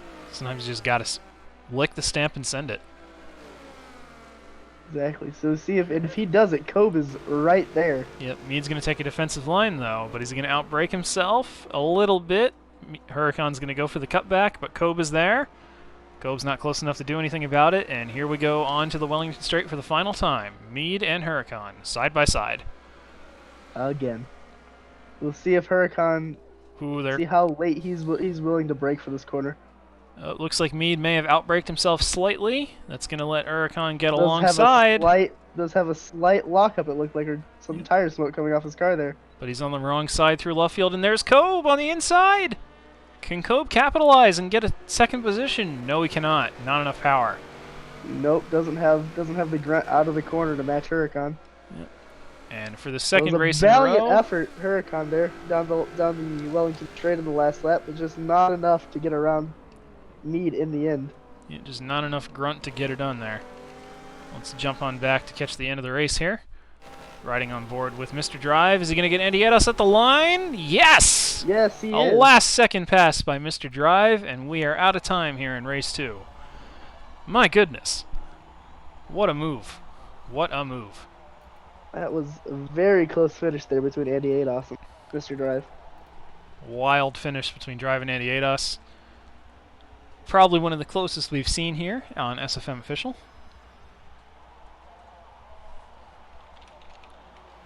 Huracan in chat saying that he's having so much fun fighting Mead these past 2 races.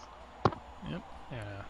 We do apologize for the slight issues there with the cameras. Not always something that we have the ability to control, but certainly not an ideal situation. So with that, let's take you through the results. So Brad, take it away. As we saw, coming out on top was EVR Mead in that Alfa Romeo Milano. We have Huracan coming in second in the Holden Sandman. Prod Core just missing out on second, but coming in third in the Honda Prelude. And Acidic Breeze coming in fourth. In the 5th position, we have the CRX of F4H Diablo. In the 6th position, we have Big Dog. I will always say it that way. It's just perfect. In the Holden Monaro.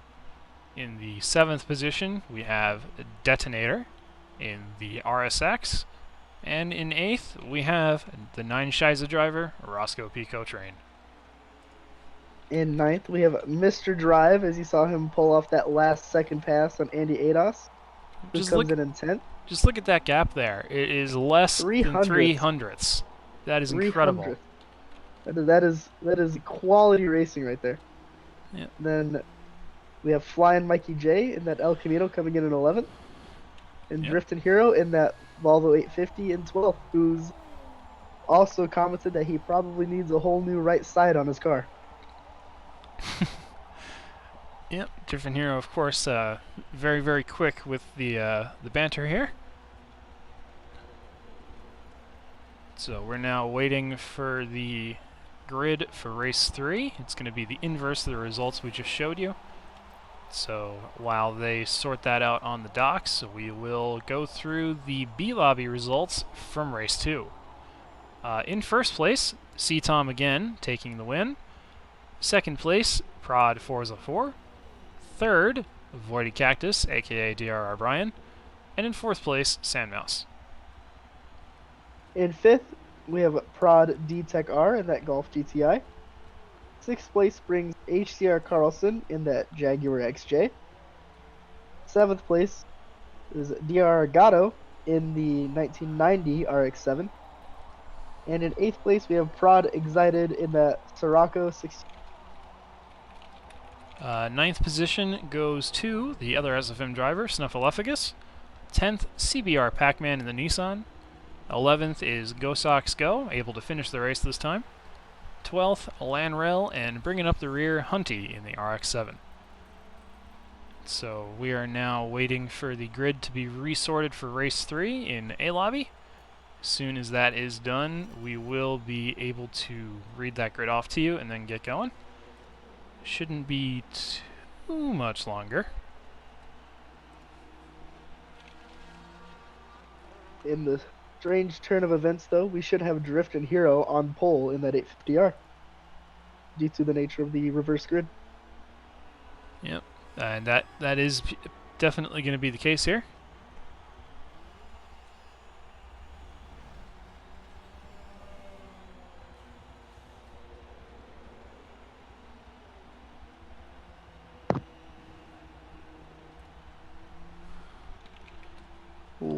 What unholy creation have you made in the pit lane, Dark?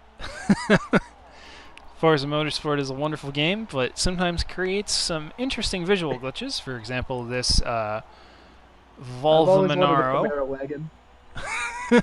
Yeah. Uh, something has not gone correctly here. It looks like somebody's car is inside. do Oh, believe it's that my is- car. I All do right. believe that was your car. Yeah. Excellent. 10 of 10. I've Alrighty. never seen a Volvo wagon with a blower. Yeah, that is definitely a new visual experience for me. I've not seen that one before. The wide-bodied Volvo wagon with a blower. I Yeah. love it. Ay, ay, ay.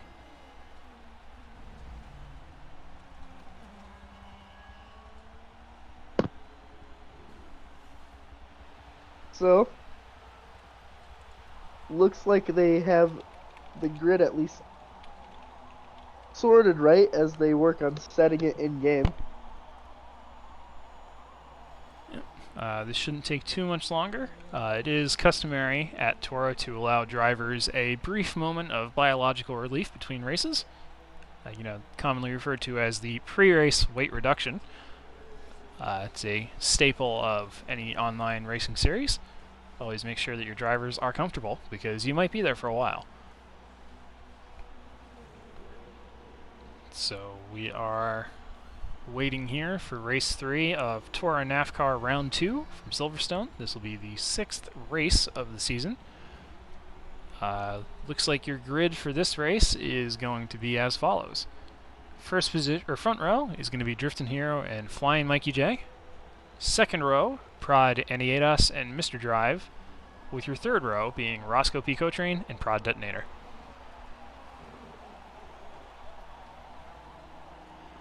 Fourth row is going to be HCCR Big Dog and F4H Diablo.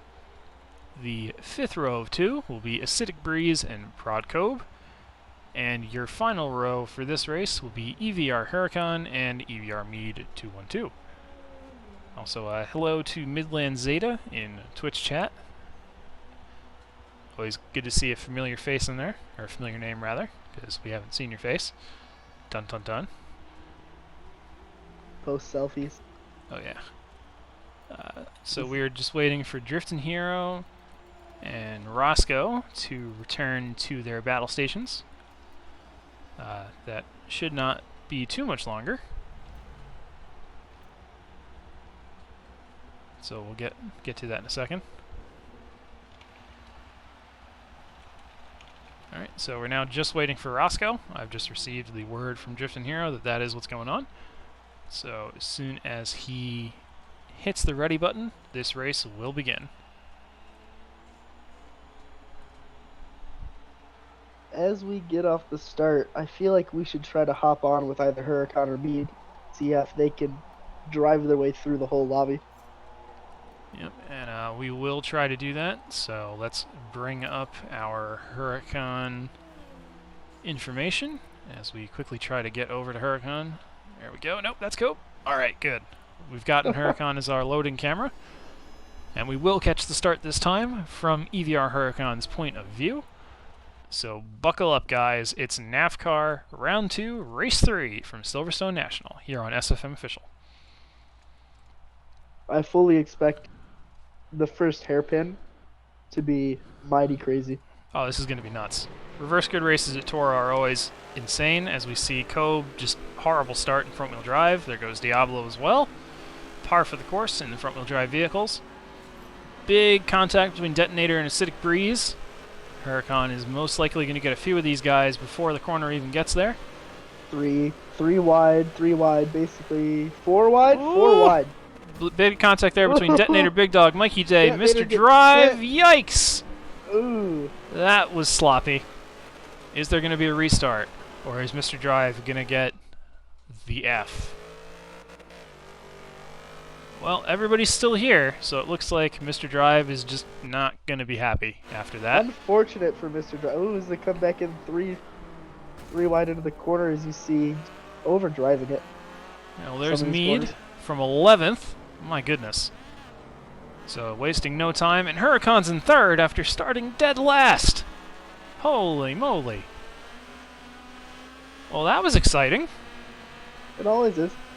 It's really, really unfortunate for Mr. Drive. He did nothing wrong going into the corner. It's just the car got knocked around a little bit coming into it. Yeah. So we are riding on board with Prod Detonator right now in the Acura RSX, looking at the rear bumper of Cove being breathed down the neck of by nobody, because Diablo's too far back. As we see Cove going up the inside of Mead, or not, sort of. He's trying, but he just doesn't have the oomph to get it done. Mead almost getting boxed in there. Yeah.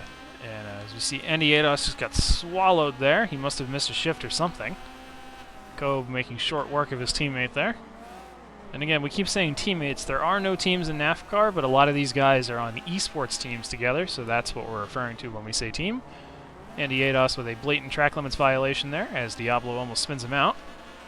Diablo making short work of Detonator, completing the pass in short order. As Detonator decides to pass him off the track.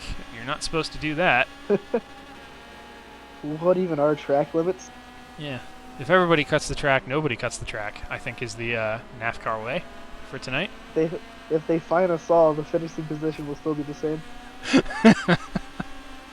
That is true, and I'm sad now. I've figured it out. Whoa, three wide. Diablo, Andy Ados, and Detonator as Diablo gets bumped off the road there. Yeah, Diablo just runs out of track on the outside. Bit of questionable driving here in A lobby in race 3 on lap 3. Fighting for the, what position is this? 7th right now? 7th, yeah. This is indeed 7th. I wonder how Heat is doing. It looks like he's about to run down Drifting Hero. Let's take a look. So here's Mead. Cameras are working again. So Mead is currently in 4th, having just passed Drifting Hero. So Mr. Hofmeister is not going to be pleased about that, Drifting Hero. Riding on board with EVR Mead in the number 212 Alfa Milano, looking at Acidic Breeze. Appears to be the next car in the crosshairs. Yep, looks like a Huracan, after having that strong start, has improved to 2nd place behind Roscoe P. Coltrane in that Plymouth Fury.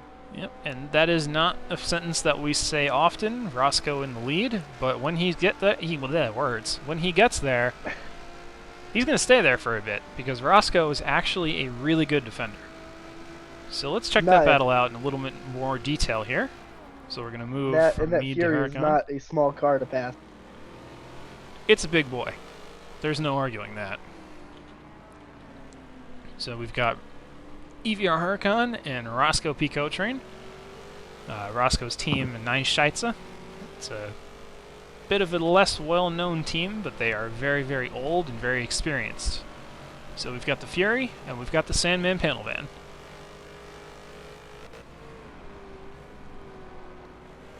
See the difference? Maybe the Fury has a little bit better top end, but the Sandman just a little bit better on the brakes. Yep. Roscoe, more likely than not, probably just dumped all the power he could into that Fury. Just hoping for a situation like this, or reverse grid.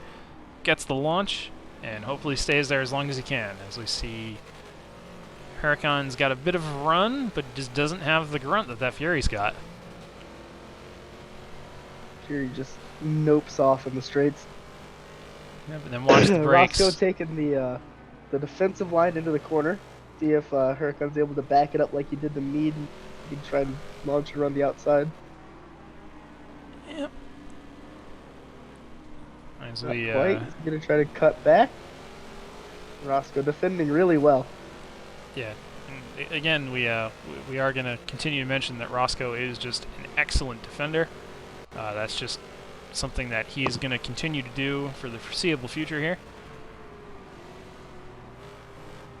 So we've still got Huracan right on the back of Roscoe. I'm almost afraid to look away from this, but the race is halfway over, and Acidic Breeze out of nowhere on Huracan. I was watching the map. I was wondering where Acidic Breeze... Oh! And there's been an accident at the front of the field, but there hasn't. Ooh.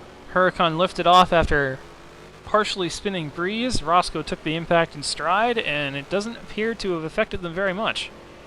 As Roscoe returns the favor, he probably thinks he got dive bombed there. We'll have to show him this after the race. Whoop. There goes Huracan up the inside of Roscoe. Huracan does the dive bomb. Leans on the Fury just a little bit. Roscoe Fury. Takes alternative track limits. Well, I think the Fury driver is now furious because he lost not one, but 2 spots there in short order, through no fault of his own. It looked like Breeze just thought he's going to lose a lot more than 1 spot, more than 2 spots. When it rains, it pours in A-Lobby, and Roscoe is unfortunately caught without an umbrella. He's got Mead and Cove right on his butt now. So let's go back to Cove, see if we can catch that. Yeah. As Mead gets forced off the track. Well, that's not nice. He gave him about 3/4 of a car width there, and Mead was still trying to go for it. Yeah. But we've seen this before from Mead. Very aggressive early on, sometimes gets a little bit ahead of himself. This is one of those times where he got a little ahead. Yep. Looks like Huracan. Looks like he's slowly catching Breeze up there. Yeah. But again, just to reiterate here, Mead started 11th, Huracan started 12th, and Breeze started, what, 9th or 10th? And they're already in the top 4, all of them. I believe he was 9th. Yeah. I believe Kobe was 10th. Either way, they've wasted no time making their way back up through the field here. Very impressive display. Yeah. Very impressive. That's usually what happens in reverse grid races. Is the faster guys will usually find their way back to the front, but you get the more exciting early laps as you watch them try to dice their way through to it. Yeah, it's kind of about the journey to get there, really. Indeed. And then every once in a while you'll get people like, you'll get the scenarios like Roscoe when he's able to get a really good launch and hold off for 7 laps, I believe. Yep. So, Acidic Breeze is your leader, followed by EVR Huracan, Roscoe P. Cotrain, EVR Mead, and Prod Cove, rounding out the top 5. Mr. Drive, still about 4 seconds off the back of the pack after that early crash. He's going to be fuming right now inside the cockpit.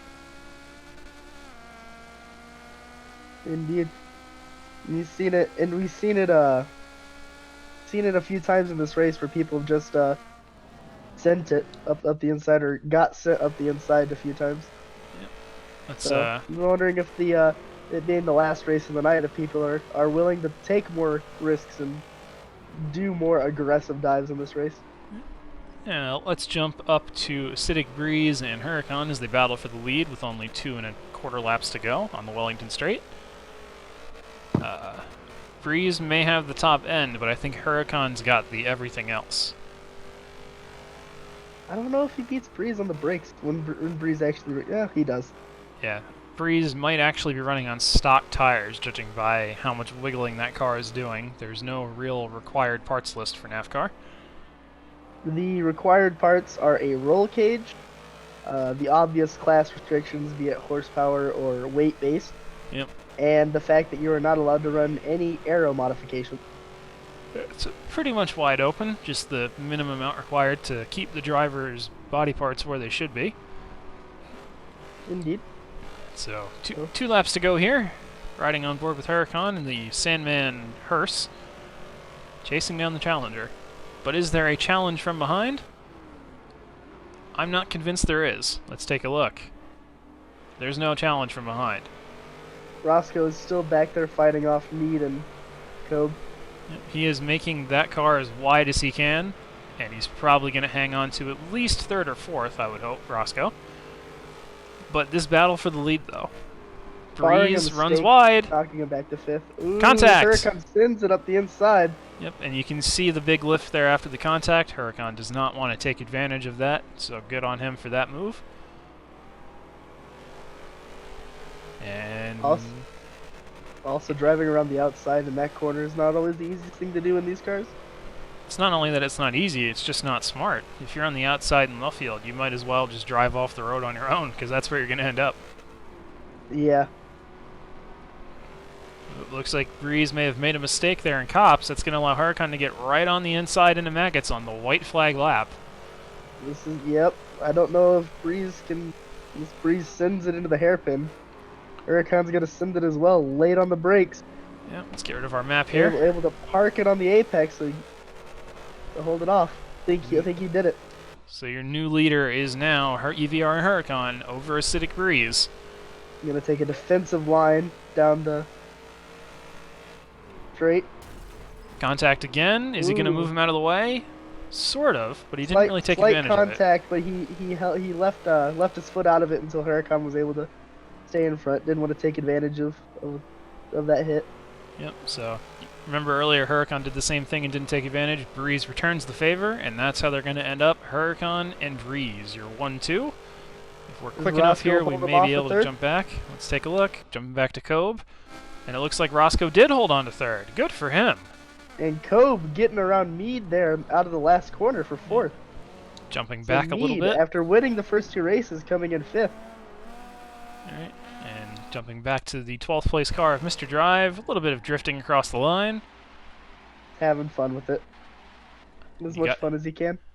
You gotta do what you gotta do. So the final results of race 3. Well, your winner certainly earned it tonight. It's EVR Huracan.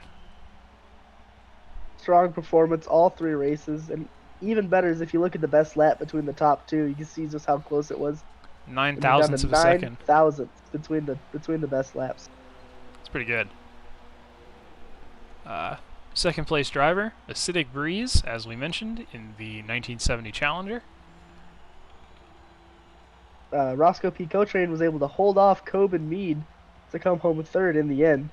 Imagine he's probably not the happiest about the way he was knocked out of the lead, but coming home third is still a valiant effort in that car. Yep. Again, we did mention Kobe managed to get around Mead for fourth, so that would of course mean that Mead finished in fifth for that race. Best laps again, 4 thousandths there again. Your sixth position driver is going to be Prod Detonator. After a strong start, he ended up in the mid-pack, kind of what we expected from the first two races, but still a good result for him. The big dog in that Holden HQ Monero coming home in seventh. Yep. Andy Ados did hold on to eighth, so could be better, but definitely could have been worse for that particular Prod driver. Diablo and the CRX coming home ninth. Rough night for Diablo, but probably not the worst results he could have had in that car. Yeah, definitely not a track that was going to favor his underpowered car. And then there's Driftin' Hero in 10th. Probably going to be wanting some more body panels for that Volvo after that race. A bit of rubbing going on there at the back. Might just go to the junkyard and buy a shell for that car. Flying Mikey J in the El Camino coming home in 11th. And bringing up the rear through no fault of his own, it's Mr. Drive. If anybody got robbed this race, it was definitely him. Yep, had a good start, didn't do anything, wasn't doing anything wrong, just had the unfortunate position of being on the receiving end of Prod Detonator that got out of control into the hairpin. So, well, there's your results from NAFFCAR races tonight. If we take a look at the timing dock again, the third race for B Lobby has not quite been input yet. So we will, maybe yes, maybe no, be able to get you those results. See if we can find anybody broadcasting in that lobby just to take a look here. We have Huracan in the chat talking, I'm assuming about the dive bomb. Yep. When he went up the inside of the Challenger, where he said, I backed off after that move. It was just a bit too aggressive on my part. So that's what I would think as well. And, definitely understanding that can't always be knowing when that he's being too aggressive there. Yep, it's just one of those things. And we are actually going to be able to get you some live pictures to round this race off. We've got the POV stream from CTOM 14 with a lap and a half to go in B Lobby Race 3. No sound, though. So you see CT in 6th after starting in dead last from the reverse grid, chasing down Prod Forza 4 AMG and Sandmouse.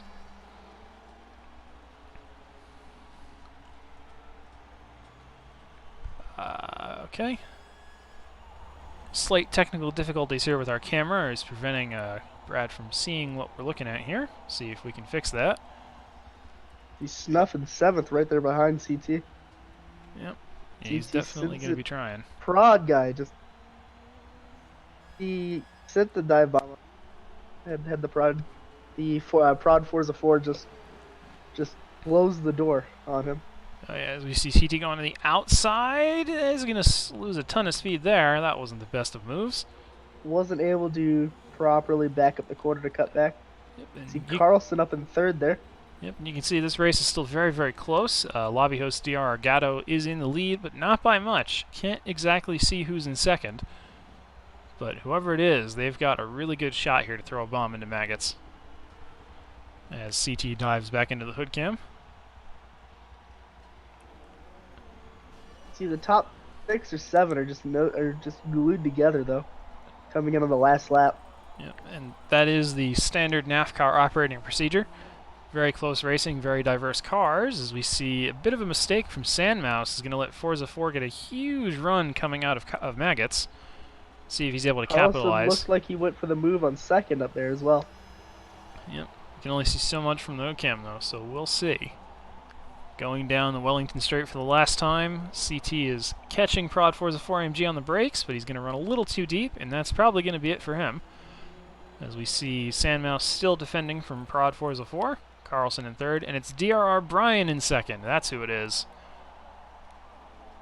Finally able to see it. Forza 4 gets underneath Sandmouse though. Yeah, but he's not going to have the power as we go through Woodcut. Who's going to hold on?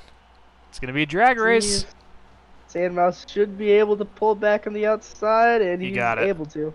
By a car length. Yep. Oh, that was good. Yeah. Yeah. So Gatto, Brian... Sandmouse's car, the rusty look on it. That's cool. Yeah, so it's going to be Gatto, Brian, Carlson, Sandmouse, Forza 4, CTOM, Snuff, Pac-Man, Go Sox, Excited, Lanrail, and Hunty. So there's your top 12 from B Lobby. Pretty solid. Pretty solid. I approve. So that race has now concluded.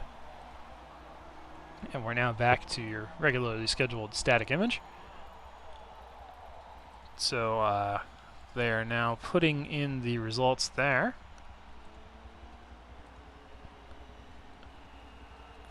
So we will have a points update for you guys in just a second here. Shouldn't take too much longer. So here we have the full NAFFCAR sheet for you. Don't mind the headlines there. So we're still waiting on some of those results to go in.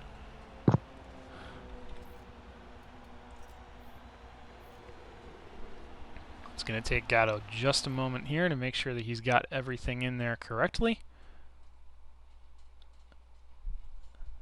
Shouldn't be too much longer now.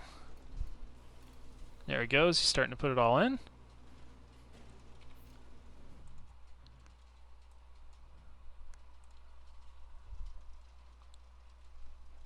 The suspense is killing me. Is it killing you, Brad? Yes. Good answer. I am currently dead, so it's hard to respond from the other world. Sometimes responses are a bit delayed. Alright. Gatto is typing away here. It's going to take him just a minute. He's got a lot of data to put in. Well, at least we can tell you the points from A Lobby. Looks like the big winner tonight is going to be EVR Huracan with a second, a second, and a first. So he's going to be only 2 points off of a perfect day.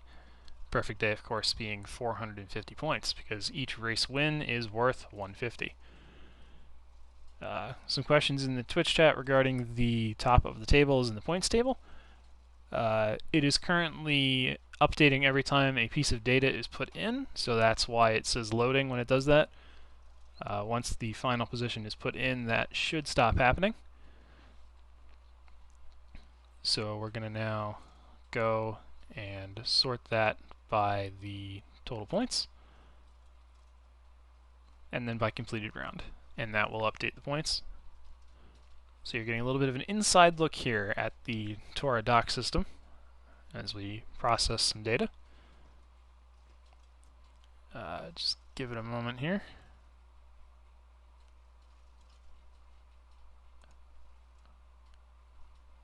Alright, so now we're going to sort by completed round. There we go. So what it's done is it's sorted it out by the underpowered and overpowered class on this particular table, but it will still work on the points sheet. So let's go to standings. In first place, with 897 out of a possible 900 points, is EVR Huracan. In second place, 10 points behind, is EVR Mead. Third place is F4H Diablo with 874. Fourth, Prod Kobe with 869. Fifth, Detonator, 866. Indy Ados with 863, followed by Big Dog, Roscoe, and Driftin' Hero. So that's all we've got for you here tonight from the SFM official stream of TORA NAFFCAR Round 2 from Silverstone. I'm SFM Darkser, here with Mr. Brad, signing Hello. off for this evening. Have a good night, guys. Catch us here next time on SFM Official.